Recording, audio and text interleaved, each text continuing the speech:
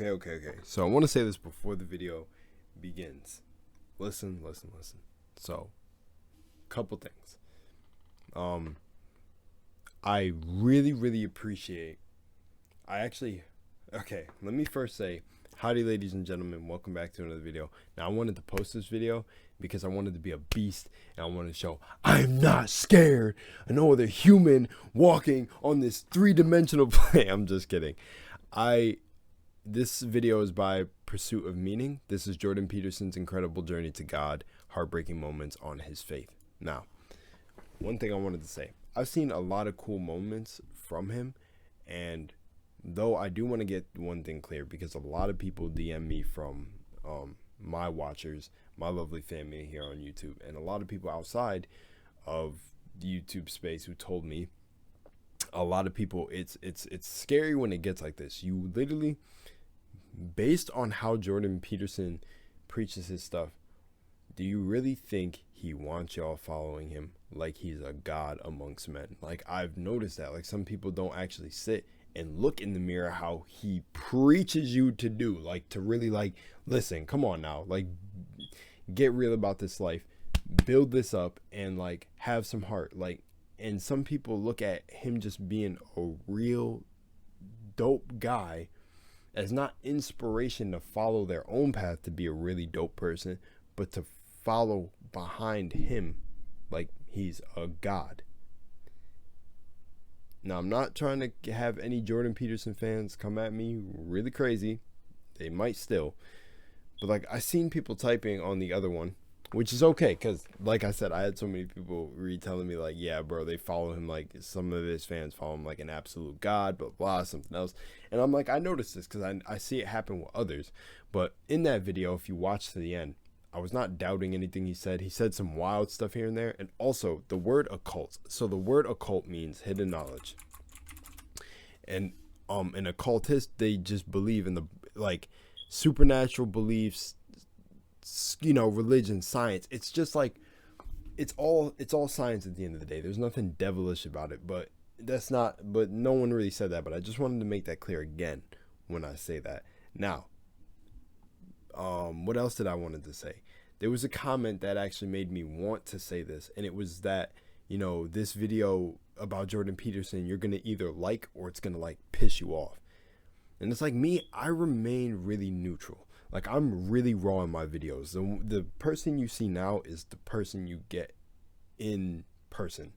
Maybe a little less, like, exaggerated for certain reaction videos. I just be getting into it and having fun. That's still a character, but it's still truly me. Now, when it comes to videos like this is still me. I'm chill, and I'm really I don't like to explain myself, and I feel like, personally, anyone watching this, you do not have to explain yourself to anyone. But I am someone who doesn't like that, and I've grown up just unjudgmental. I wasn't brought up like that, and naturally, I just didn't like to judge people. So when I talked about preconceived notion or whatever in that video of Jordan Peterson, I'm pretty sure I wrapped up what I meant further throughout the video. Like, there was a lovely comment from there was a woman on there who said a lovely comment that she went back and watched the rest of my video and was like, oh, because I try to stay neutral about a lot. I'm actually, like, that's really me in person too. I see both sides of literally damn near everything, that sometimes I think it's a curse of just how balanced I am. And sometimes I literally just have to pick a side to get out of my, like, to battle what may be my ego. Literally, that may be a form of my ego that just likes to remain balanced. I don't know. Or I'm some mystical monk here that reincarnated. I don't know. I have fun with this human experience. I'm not ever taking any of this stuff serious. And one thing that I want everyone to know, especially if you're a Jordan Peterson watcher who's watching me right now, a lot of his stuff I like. I like how raw and hard he is. There's some things that maybe seem a bit intense. I can understand that. But again, you resonate. Well, certain messages from certain speakers, whoever it may be, whatever psychologist, whatever spiritual teacher, whatever, etc., the information resonates with you. If it does, it doesn't. If it doesn't, and that's the end of the story. But at the end of the day, like me, yeah, I don't judge any of these characters. So don't ever think that. I I don't care enough to judge people. I like to stay in my own lane. I was just in the video, and it's like people ask me to, you know, this, like I'm like a commentator reactor. I'm more, I always say I'm like a commentator reactor, but I lean more on the side of always just, you know, yeah. But I spent 5 minutes talking your ear off. I just wanted to clear that up for any Jordan Peterson people who watch this. And I know that like the real Jordan Peterson listeners are hearing me out on this right now because, yeah. But the ones that are a little bit too obsessed with Jordan Peterson, relax a little bit. Relax a little bit. Dude's just a human who pursued a life path. One of many of the fragments of the universe that's here having a human experience. Like, it's just okay. I don't dislike the dude. Some of the stuff he says is just extreme sometimes. Well, not extreme as much as I'm hyping it, but yeah. But like, people often ask me, do you believe in God? Here we go. Let's go. Good vibes now. Good vibes. Let's go. Which I don't like that question. I don't like that question. I don't like that question. Yeah, I don't like the question. People have asked me whether or not I believe in God, and I've answered in various ways. No, but I'm afraid he probably exists. That's... Watch out for false prophets. They come to you in sheep's clothing, but inwardly they are ferocious wolves. What did he say again? Because I kind of got... No, but I'm afraid he probably exists. Oh, he said no, but I'm afraid he probably exists. Damn. Is Dr. Peterson a false prophet?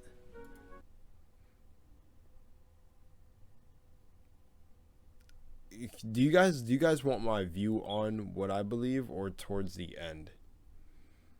I'm gonna say in the beginning, like when I was like 13 or 14 questioning my existence, and trust me, I got answers with going inwards. But I'm gonna just say that this thing about like, is he a false prophet? This kind of goes to what I was saying, is like the whole people thinking he's like. Let's just continue. The traditions bind the community together. Now I'm saying that, and I don't go to church, you know, and the reason I don't go to church is because, well, it drives me crazy, to speak frankly. I haven't been able to sit in a situation like that ever since I was, well, ever, really. That's really the truth of it, ever.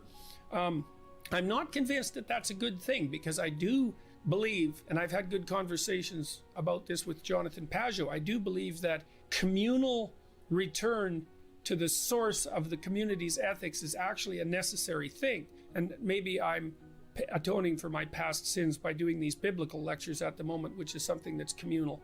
And then because there's also something about going where a bunch of other people are to reaffirm your commitment to the good that you're all aiming at, that's got some power in it. And I don't think that that's something that we should forego. I think it's dangerous. I mean, look, even if you're cynical about church, and I guess I would put myself in that category, it's certainly the case that communal church going in the 1950s, say, provided the average person with at least an hour a week where they were contemplating, no matter how poorly, the purpose of ethics in life and the idea of a higher purpose and a higher meaning in life. And you got to think that spending an hour a week thinking about that is better than never doing it at all. I don't know how that tradition can be revivified in a meaningful way, but I really do think it's a catastrophe that we've lost it, because we don't have a center, an ethical center that holds our community together, and the consequence of that is that we're fragmenting quite badly. But okay, so I like what he said there. And though the thing is that is such a deeply thing that's not, man, from all the literal like spiritual trendy stuff going on now, where people like hop on the trend of spirituality and everything, and spirituality is just a science. Even consciousness in general is it's just a title, like conscious or consciousness. I don't know if Jordan Peterson watchers, like I'm just like going to refer to y'all like that, or just like you guys are just like cool, but I'm just saying for the deeper fans, I don't know if anyone has gone deeper on the route of consciousness and like this whole existence thing. But what I'm gonna say is there's just how he talked about a centralized.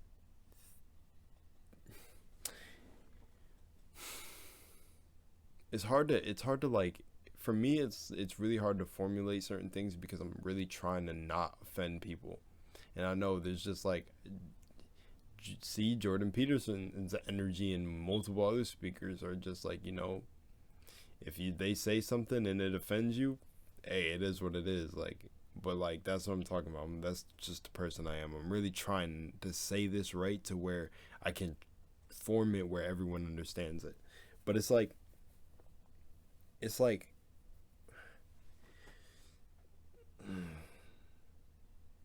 I don't think, I'm gonna say this. I don't think that we lost touch. What did he say? He said like community together, and the consequence of that is that we're fragmenting quite badly.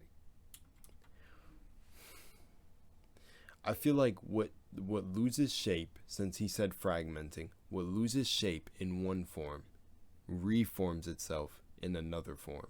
That's what I will say. What has fragmented will mend itself together in a different form. And I feel like that's the actual whole, I'm not going to call it a movement, but that's the whole vibrational shift on the planet right now, where you see a lot more of like these spiritual people popping up everywhere, and et cetera, and all that going on, if they're true to the heart in their work and they're not just someone copying someone else's thing. If they're true to the heart in the work, like wanting you to better yourself, pointing you to the books to go look and research for yourself. Like me, if you talk to me about this stuff, which a lot of people do, and I've done spiritual consultations for so many people, it's like I give you the books. I'll be like, oh, Psychomancy by Franklin Rudolph. Oh, this book by this person. Oh, the 7 chakras. Da. Like, I will give you the stuff where I do my research, and I just want you to literally master your own soul. And I feel like when it comes to religion, now he's talking about church and like, that he feels like you should, go like at least an hour and all that. You can build a church wherever you are. You can turn your space into a sacred space. It should be everywhere. There shouldn't be control on how you connect with the source. Shit, you going through the human experience is connecting the source anyways. Like, for example, Neville Goddard. If you look at Neville Goddard, literally Goddard, his last name's Goddard, man. You go and he deciphered the Bible. Now, I don't want to say too much because then that goes like on all your beliefs, but literally the Bible leaves breadcrumbs to tell you that God is literally within you. So it's like, take with that what you will, but I'm just saying, like, literally living through this human experience is divine in its own right. But everyone should take an hour to just, meditate or sit with themselves. But I don't think you have to go to church. And especially because of how structured and like, I don't want to say like systematical, but like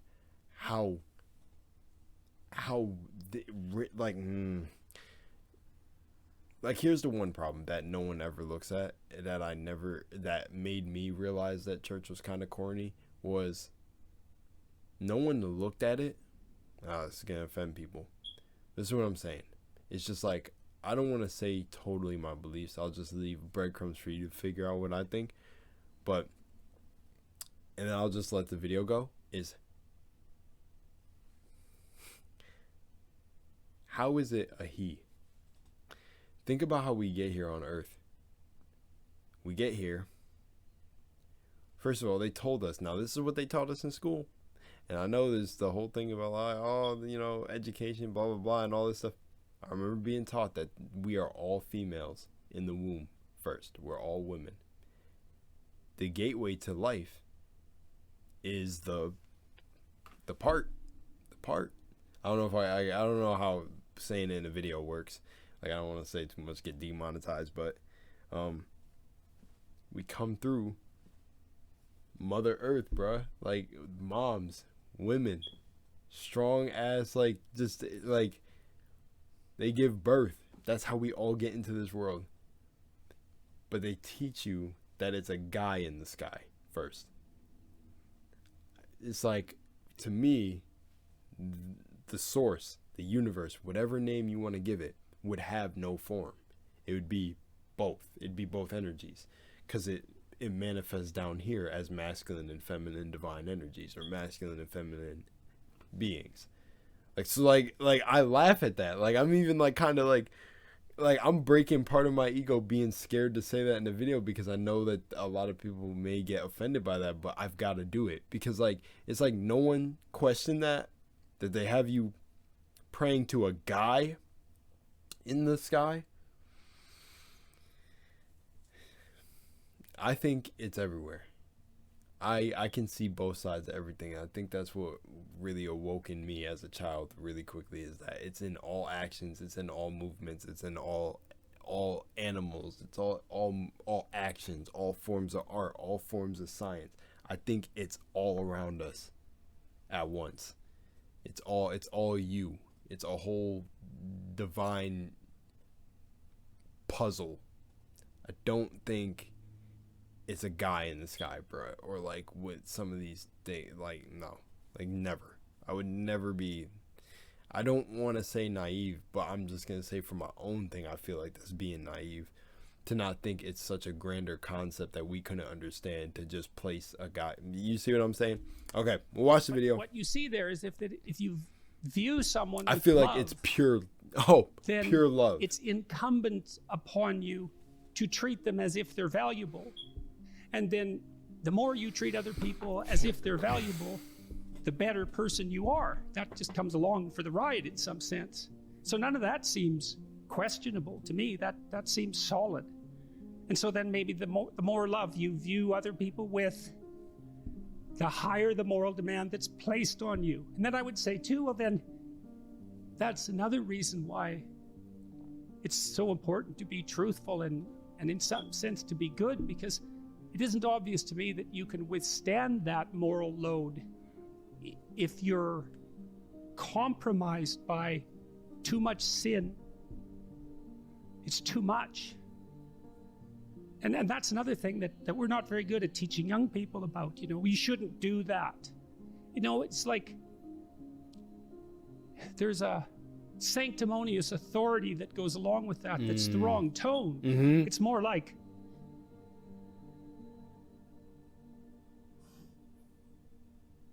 damn, I feel him. I don't know how you lay it out properly, but you tell people that you love how to avoid the road to hell. And you don't do that because you're shaking your finger at them or because you're a moral authority. You do it because you don't want them to burn. Damn, yeah. And I think there's too much of the moral authority still in the church and not enough of the love. You know, the love that... He is. We're on the same wave. I didn't think so. I didn't think what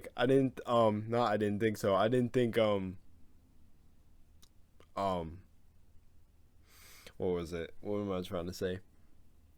I guess I'm like trying to say I knew I didn't play long enough, like, because I knew he'd because like I said, I agree with his beliefs. I know if he feels the same, or like a lot of like our beliefs are similar, he's going to say the same things. Helps like, people avoid the fire. That's what I was basically getting at with that whole rant. My wife has always taken the idea of truth very seriously. Her recent that was brush with crazy. death has deepened her religious sense and impelled her towards a life that's more consciously focused on service to others, her family in particular, but not only her family, people beyond the family. And I also think that's a function to some degree of our stage of life. She's a grandmother now, and her children are grown and able to take care of themselves, and so she can turn her attention to other people, maybe farther afield from the immediate family. I'm watching what she's doing and listening to her and watching her practical application of her faith, and that affects me just as everything she does affects me, because I watch what she does and take it seriously. Her recent actions have indicated she's helped a number of people quite substantially, the group that she's been communicating with, and all of that's very interesting to me. She's showing me, I mean, I've taken the idea of God seriously for a very long time. And I've said on multiple occasions that I try to act as though God exists, and that's essentially my definition of belief. When people say, do you believe in God? Belief is a multi-dimensional word. And one question is, well, what do you mean by believe? And for me, the proof of belief is to be found in action. And I decided that I would act as if God existed a long while back. That was of course, so I'm imperfect in that. That was so dope, the way to say that. Inevitably. Now, she's doing that more explicitly as well. Not she wasn't doing it quite well to begin with. But she's doing it more explicitly and also more within the confines of traditional religious conceptions. Although she's not attending church, she's associating with a number of people who are formally religious, and all of that's informing the way that she conducts herself. It's watching her do that has also highlighted for me the missing praxis in Western Christianity. If you want to be a Christian, let's say, if you think that's necessary, it's not exactly obvious what you should do. You should go to church, but that's not enough, I don't think. I find it useful to contemplate the highest good on a continual basis. I'm trying to keep myself oriented in that direction. It's a religious orientation, fundamentally. It's an overwhelming orientation. But there's no escaping the questions of the ultimate meaning of life. I'm not an atheist anymore, because I don't look at the world that way anymore. I'm not a materialist anymore. I don't think the world's made out of matter. I think it's made out of what matters. It's made out of meaning. That is so facts. And like the matter that exists within this reality goes back to something that I say in my videos. It's the meaning that you give to it. So it really is a world of meaning. That was clean. And what he said before, that was very me until yeah, you know what? I'm just gonna be honest and don't care if the video's wild. I say it in certain videos where I knew the group of people I was talking to, but I'm aware of the groups who could watch this video. So you know what? I'll just end up saying it. And I was like that. I wasn't truly fully. It's funny. I guess I could never consider myself fully like atheist, because when I was playing games like God of War, stuff like that when I was younger, I believed in the pantheon and like the multiple other pantheons of gods, like the Egyptian ones and all that. But I considered that being an atheist because it was like, from what I've learned, it was not accepted by many people, but it was never really frowned upon wherever I was growing up, like whatever your belief was. So it was this weird, like, invisible pressure to believe differently from what other people believed. But the part that I said I'm gonna be honest about and don't really care to say it in this video is what made me realize that there was something more powerful was visions and dreams that I would have that would end up happening in real life. Like things that would, like, it started small at times, but then it was like it got close to like family deaths, where seeing someone's death, tried to tell everyone. No one, like, there was one specific person who believed, and they knew, and it ended up happening as soon as when I said what time. It was one of those freaking deaths where it was like the dream was like, oh, this person's not going to make it past winter. This is how they're going to go. No one's going to be able to see them. It happened just like that. It was insane. Like, it was insane to see. And I was wondering why reality was like that. And that's where my form of, like, where I'm coming from when I say, like, I know there's sources or different powers. It's like I'm not playing. Like, I'm close to that source for some reason. Maybe the path I chose, but I'm close to that shit. So I have to walk in this light knowing that now, and just deal with it. I've talked to so many people. Even my situations are so weird.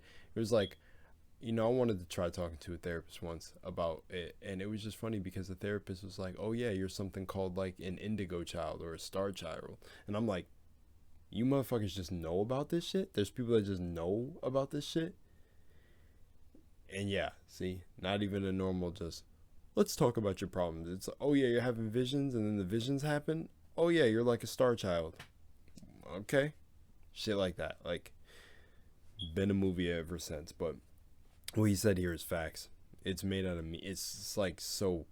What so we strange. orient towards unconsciously, which means what captures our attention, is meaning, and it captures our attention before we know, what it is. Yeah. The brain acts as if the world's made out of information or made out of meaning. Who would have the audacity to claim that they believed in God if they examined the way they lived? Who would dare say that? To believe, you think, to believe in a Christian sense, to actually, this is why Nietzsche said there was only ever one Christian, and that was Christ. Yeah. Yeah. To have the audacity to claim that means that you live it out fully. Yeah. And that's an unbearable task in some sense.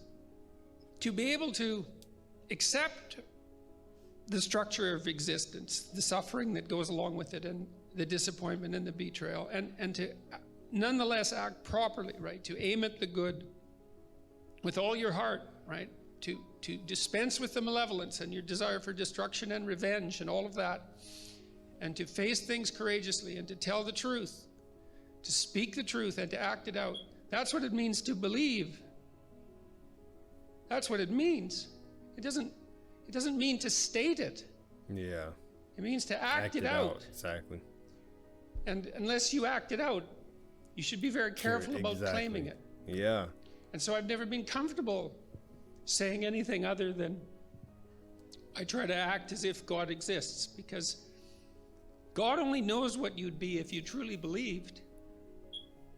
I mean, if you think about it in some sense, that's the central idea in Christianity, is that if you were capable of believing, it would be a transfiguring event, a truly transfiguring event. And I know people experience that to one degree or another, but we have no idea what the limit of that is. We have no idea what the possibility is within each person if they lived a life that was maximally courageous and maximally truthful. Yes, that's why you should. No, because maybe you're running at 60% or 70% or 20% and at cross purposes to yourself.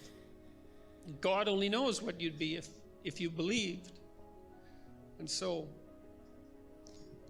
while I try to act like I believe, but I'd never claim that I manage it. So, okay, so you can think about Christ from a psychological perspective, and the critic, my critic, this particular critic that I've been reading, said, well, that doesn't differentiate Christ much from a whole sequence of dying and resurrecting mythological gods. And of course, people have made that claim in comparative religion. Joseph Campbell did that, and Jung to a lesser degree, I would say, but Campbell did that. But the difference, and C.S. Lewis pointed this was Jung the Carl Jung?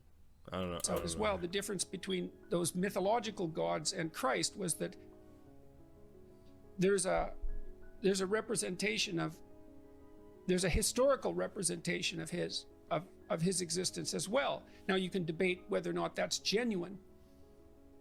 You can debate about whether or not he actually lived and whether there's credible objective evidence for that, but it doesn't matter in some sense because this, well, it does, but there's a sense in which it doesn't matter because there's still a historical story. And so what you have in the figure of Christ is an actual person who actually lived plus a myth. And in some sense, Christ is the union of those two things. The problem is I probably believe that, but I don't know. I'm amazed at my own belief and I don't understand it. Like, because I've seen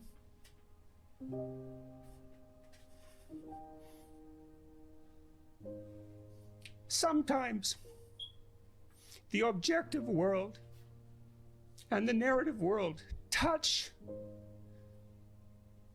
You know, that's Jungian synchronicity. And I've seen that many times in my own life. And so in some sense, I believe it's undeniable. You know, we have a narrative sense of the world For me, that's been the world of morality. That's the world that tells us how to act. It's real. Like, we treat it like it's real. It's not the objective world. But the narrative and the objective world touch. And the ultimate example of that, in principle, is supposed to be Christ. But I don't know what to... that seems to me oddly plausible. But I still don't know what to make of it. It's too... partly because it's too terrifying a reality to fully believe. I don't even know what would happen to you if you fully believed it. But are you a prophet? Nah, what he said there was something I struggled with too. I think I have Holy to think about shit.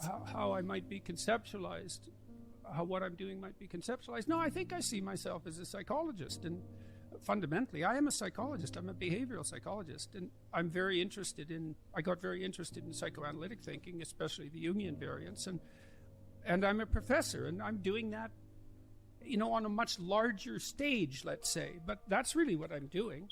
And so it's a combination of those two things. And I speak about religious matters, but I don't see myself as a religious leader. I don't want to make that. Blessed is the one who perceives under child, because having stood the test, that person will receive the crown. God lift from me the intolerable burden of my ignorance, arrogance, willful blindness, bitterness, and resentment. As I pray that others rise above the same faults and temptations.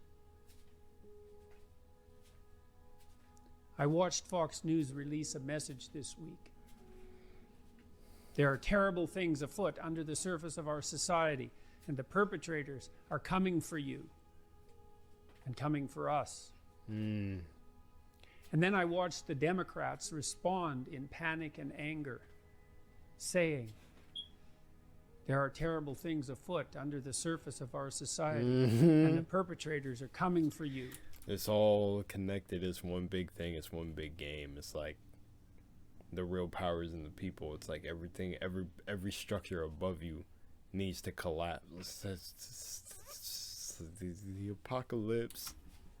Coming for us. Are there terrible things afoot, bubbling under the surface? Is something coming for you? And for us? Ask yourself how true that is of yourself. And your own life. Mm-hmm. Have you addressed all that? Are you concerning yourself with the dust in your enemy's eyes instead of attending to the filth that obscures your own sight? Do we want accusation, suspicion, discord, derision, and hatred? Or the peace and prosperity and happiness that beckons to us at this moment like never before? Who's the enemy here? Is it the basket of deplorables? Is it the freaks and the queers? You are Is it the your plumbers only and carpenters enemy. And tradesmen and managers who work honestly and diligently during the day, and the soldiers who stalwartly defend the borders and protect us? Is it the artists and visionaries whose expressions of unbridled creativity entertain and rejuvenate us, and who continually offer to us an unending panoply of technological miracle? Is it the institutions that guide and protect us, that so many lived and died to erect and establish, which for all their faults have served us so well?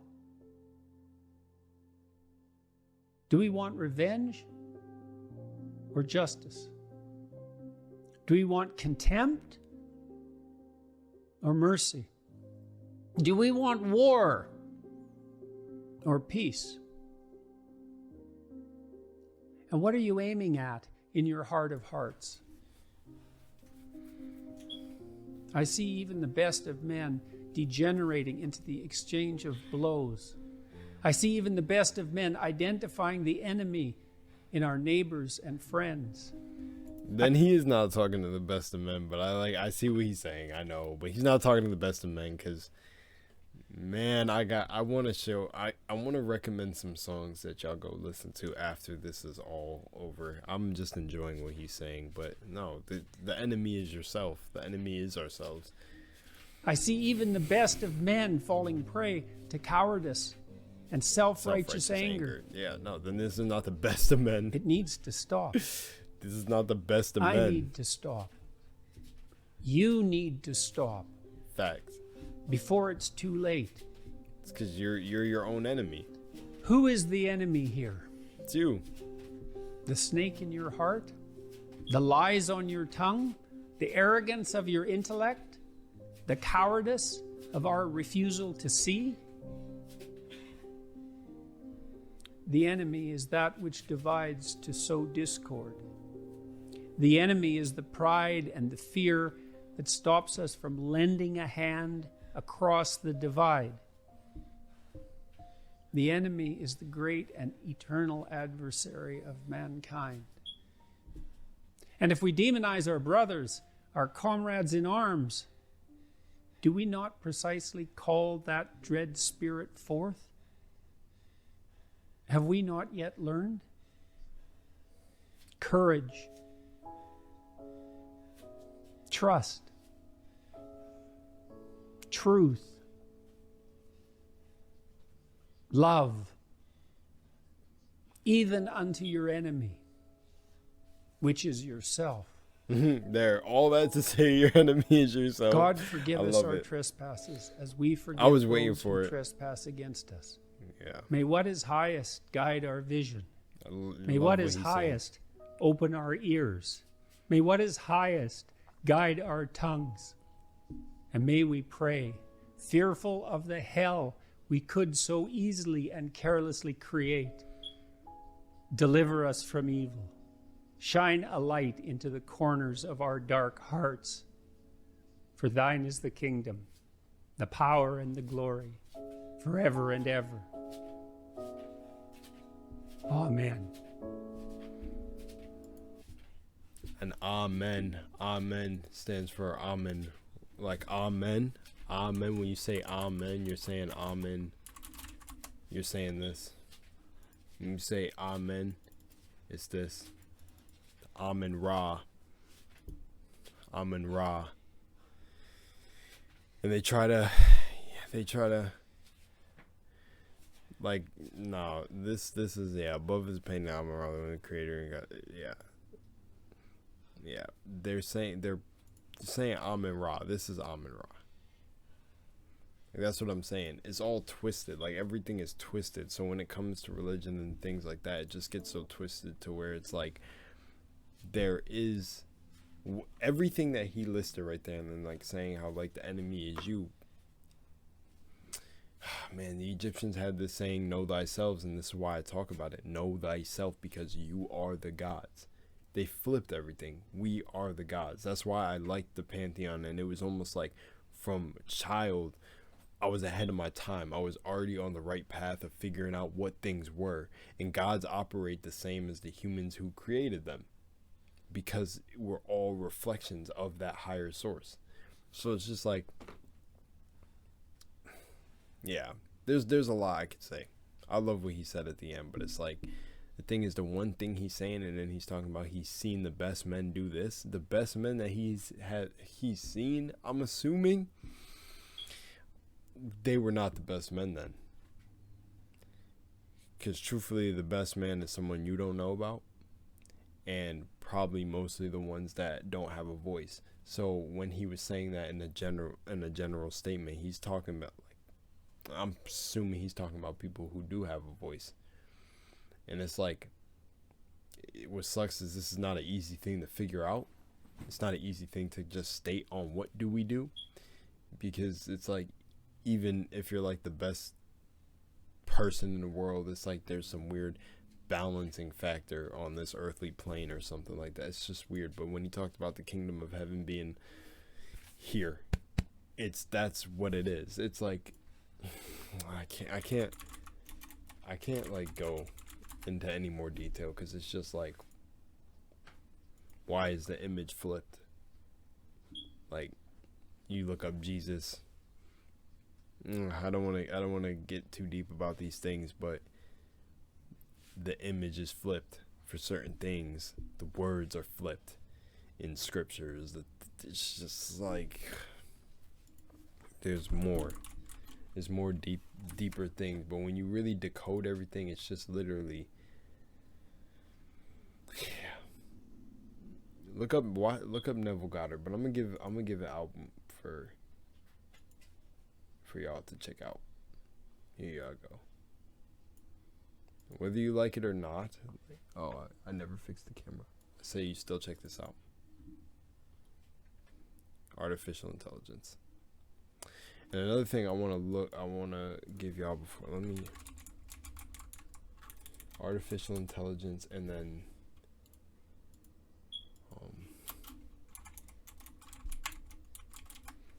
I want to show y'all the cover for it.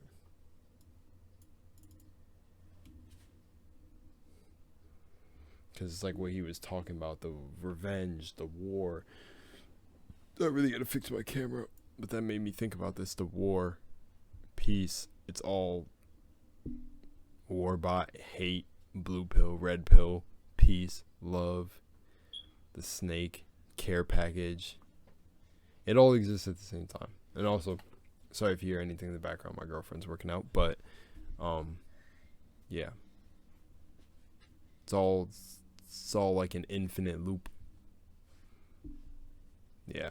I don't know. I don't want to get too deep in this. I don't want to get too deep. I'm going to leave the album for you to go look at. And I actually love this video. And when he started tearing up, man, that hit. I've cried on YouTube videos, but I didn't want to cry in this one. So I was kind of like holding it. I was like, come on. Because I felt him.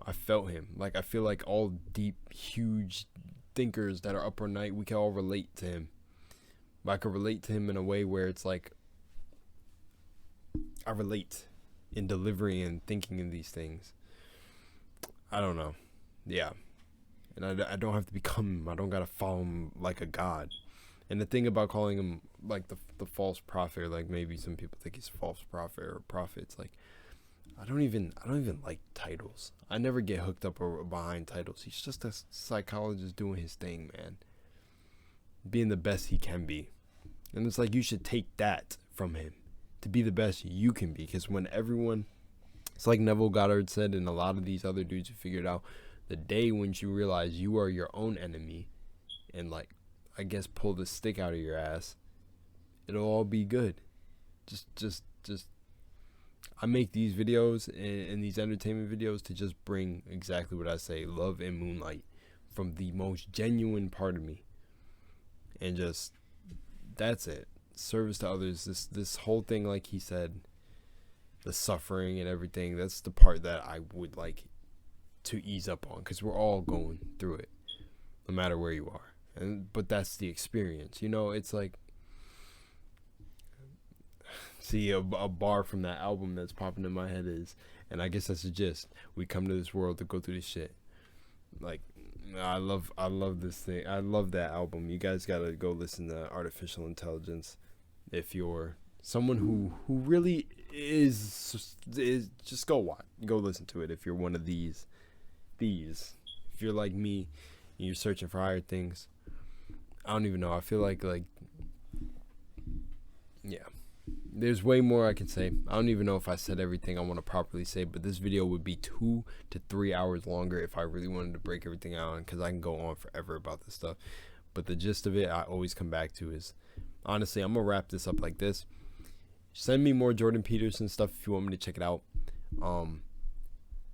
And just even like him pondering his own belief in the faith and all that would make him an occultist, because it's dealing with supernatural things. Like, look at the words, look at the descriptions of words. Words are powerful. But I like the dude. He is cool, and everything he like said in this video was really dope. Made me think about it. It was very similar to things I've thought about my entire life. And the whole just be a good person.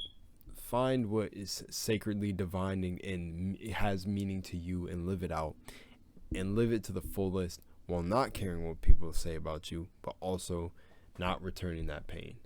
It's like, if being yourself like harms others and you're not physically going out of your way to do it to people, then you're walking in divine light, in my opinion. If other people get offended at your actions, but your actions don't cause pain, then that's what it is. you know, yeah. Just link up with the divine, elevate, be yourself, meditate, keep your mind in order, beat your ego. Don't react like crazy to people, as in like don't succumb to anger and all the things he talked about, because I don't know who the best men he was around, but I see exactly what he be seeing too. I guess the best men could be like your dad, your mom, whoever, because men could be like mankind. And then teach the kids. Always smile if there's a kid in your reality. If there's kids around you or children, always have a smile on your face around them. Like, seriously. That's one thing that I've heard from somebody. I forgot who it was. I think it was Panic. That was one of the greatest things I ever heard, because I so believed in that. Anytime you see kids or anything like that, always have a smile on your face. World's hard enough. All right. Well, in that regard of like the whole, you come here and what they set up this system for you to go through. Much love and moonlight. I'm out of here. Hope you enjoyed. I'm gone. Live great. Live in the highest order. Peace.